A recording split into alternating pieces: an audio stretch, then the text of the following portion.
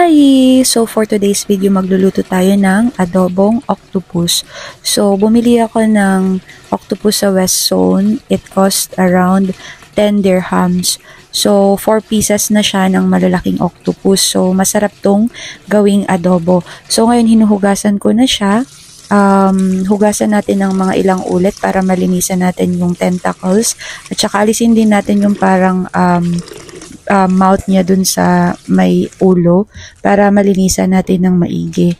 Kasi mostly doon nanggagaling yung dumi. So ito, prepare ko na yung mga kailangan, which is mga ricado. So ang mga ricadong gagamitin natin ay bawang, sibuyas at luya. Para lang ako kumakanta ng bahay kubo. So ayan na nga, hiniwa-hiwa ko na siya guys. So, mabilis lang yan, naka-fast forward.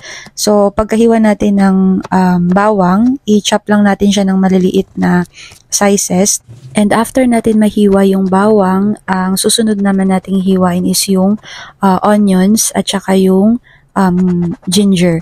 So, ihiwain natin yung onions ng maliliit din na sizes and at the same time, dalawa yan, ang isa ay hihiwain ko siya ng onion rings. So, yan yung ilalagay natin sa toppings.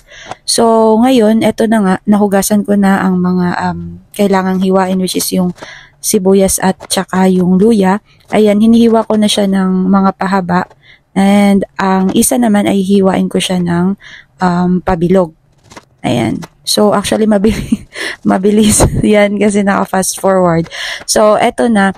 After nyan, ma-prepare is, i-marinate na natin yung ating octopus. I-marinate ko siya sa suka at saka sa soy sauce. So, i-marinate natin siya ng at least 30 minutes para kumapit talaga yung lasa. Kung may time pa kayo, pwede nyo i-marinate hanggang 2 hours. So, sa akin, 30 minutes lang, mabilisan. After ko ma-marinate, magpe-prepare na ako. Uunahin nating buksan yung kalan and meron na akong nagamit kanina na butter and konting oil. So, dyan na din ako magluluto at magsusutay ng garlic, onions, and ginger. So, ayan, nilagay ko na nga yung garlic and ang gusto ko niyan is medyo toast. So after niya nilagay ko na din yung ating onions. In few seconds pwede nyo na din ilagay yung ating luya or ginger. Ang ginger kasi nakakapagpawala din siya ng lansa. So especially na ang lulutuin natin is octopus. So seafood siya. So mostly malansa nga siya. So pangalis yan ng lansa. So dinamihan ko na din yung paglagay ng ginger. So kapag nasaute nyo na yan, maya-maya pwede na nating lagay yung ating minarinate. So, ayan, inilagay ko na siya, hinalo ko na siya. Minarinate natin siya sa vinegar and soy sauce. So, ihalo-halo lang natin para kumapit yung lasa. And after around 3 minutes ng paghahalo natin, pwede na natin ilagay yung mga sangkap na pampalasa, yung spices natin. So, nilagay ko dyan is konting sugar and pepper at saka naglagay din ako ng chili flakes. So, para at least may anghang ng konti. So, naglagay din ako ng dagdag na soy sauce at kung meron kayong oyster sauce, pwede din ninyong ilagay para at least pandagdag sa lasa.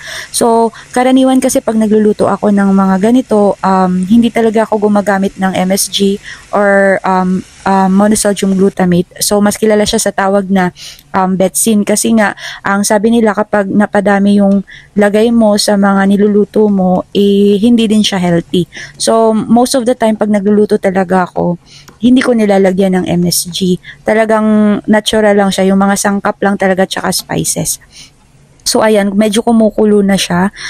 Trivia lang din na ang octopus, sino ba sa inyo ang may nakakaalam? Madami siya actually heart. Ang octopus ay may 3 puso and ang tentacles niya ay may sariling mind. So, may sarili siyang utak, kumbaga. Kaya kung mapapansin nyo, yung movement ng tentacles niya is hindi symmetrical, hindi pare-pareho. So, wala lang, trivia lang. So, ayan na nga, kumukulo na siya ngayon. Hintayin lang natin mga around additional 5 minutes. Ayan, pag natapos na yan at luto na, pwede na natin isalin mamaya sa ating lalagyan. So, kung naaamoy nyo siya, ang bango-bango, nilagay ko na din yung toppings na onion rings na hiniwa ko kanina. So, actually yung lasa niya, it end up well naman, kahit papano. Pero nasobrahan ko yata ng anghang.